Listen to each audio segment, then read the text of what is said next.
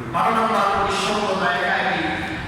এমন অনেক মানুষ আছে যারা সামাজিকভাবে মানুষের সাথে মিশতে পারে না।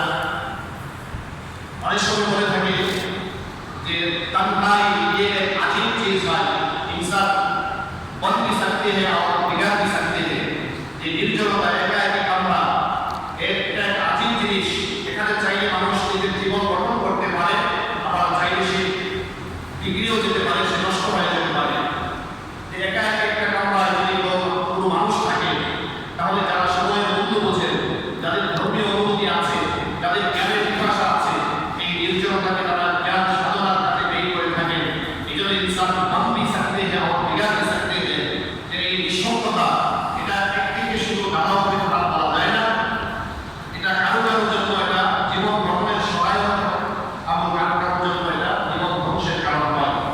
এই জন্য মানুষের সমাজে যত এটা সেজন্য তালিবানের যারা মাদ্রাসায় লেখাপড়া করে তাদেরকে বলা হয় যে সবসময় নির্জনতা অবলম্বন করার জন্য, যে লোকাধর্মী মানুষের সমাজে যত কম মিশবে তত বেশি সে জ্ঞান অর্জন করার সুযোগ সে লাভ করবে, আর যত বেশি মানুষের সাথে মিশবে তত বেশি তার প্রেম উদ্দাসে ঝরে যাবে, তার প্রেম